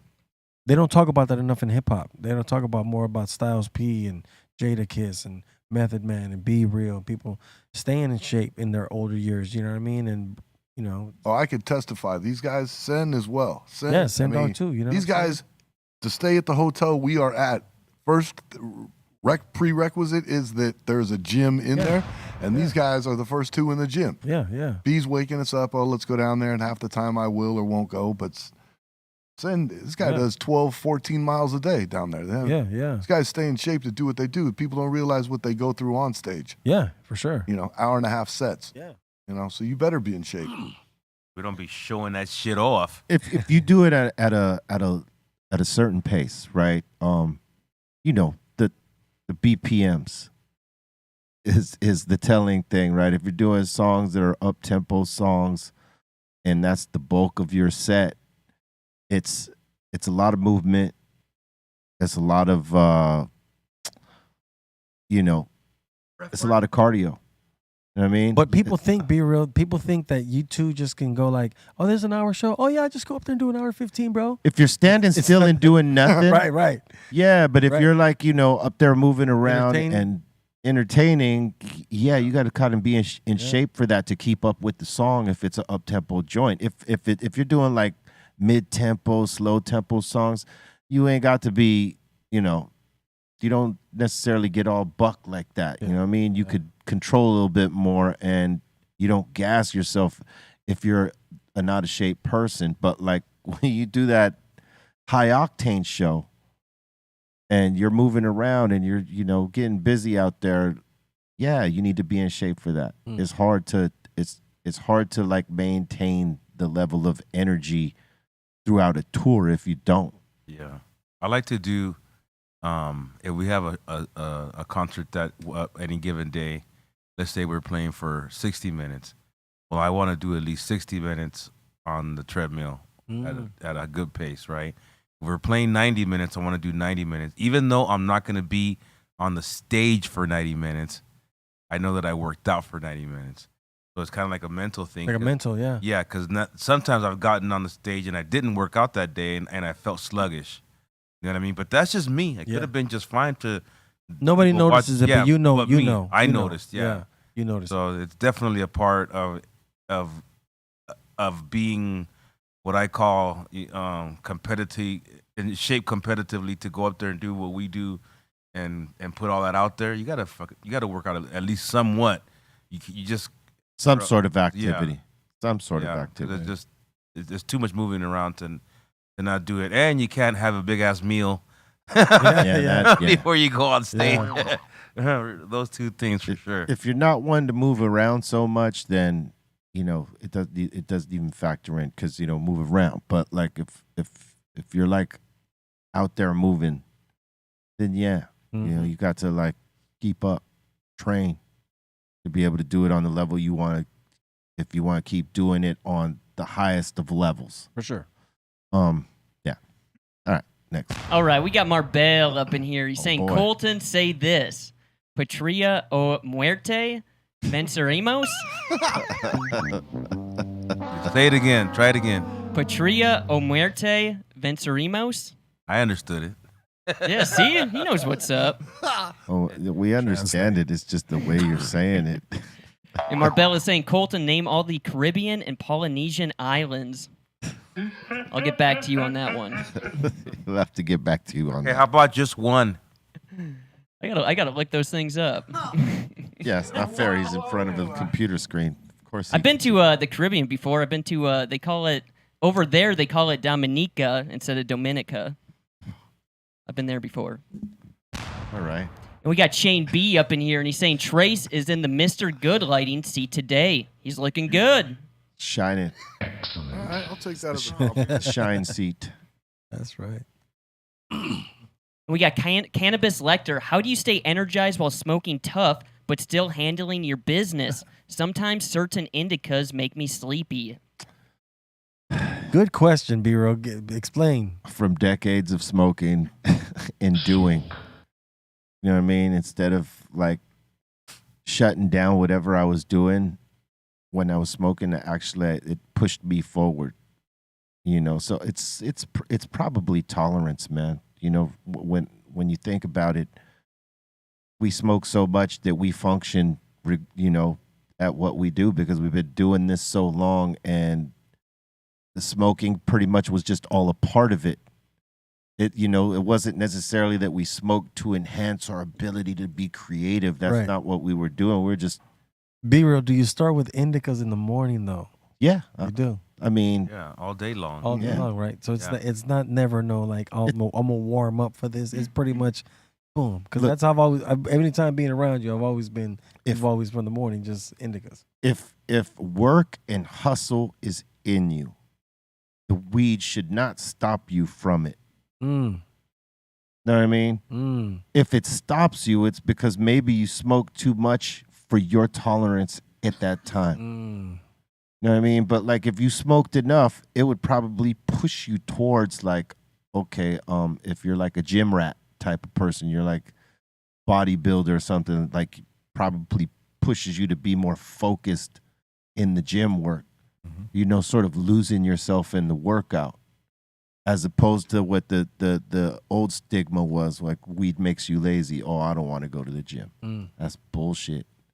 You know, most people now they get high before they go into the it's gym true. because they feel like it makes them focus in more. That's very true. You know what I mean? So it's just I believe it's tolerance. You know, that's how you are able to function, but you got to start slow, and as you start getting used to that and you start pushing it, you're building your tolerance, and you know you'll be able to function this way. But if you're like, you know, getting totally smashed and you know you got low tolerance, yeah, you might not get anything done. It's true. That's so true. And an indica will do that to you.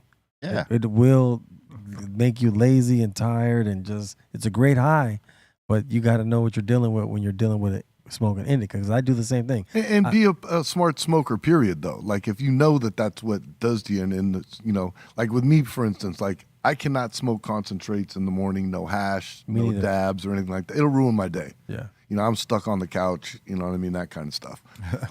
Self-admitted. So I just don't do it. I mean, you got to be a smart smoker, you know what I mean? And like you're saying, a lot of people can't take big indicas in the morning. You know what I mean? And, you know, we'd have to push ourselves in the studio to work. Like, we couldn't be too high not to come up with something. Right. Because guess what? Studio time costs money, a lot of it. You know what I mean?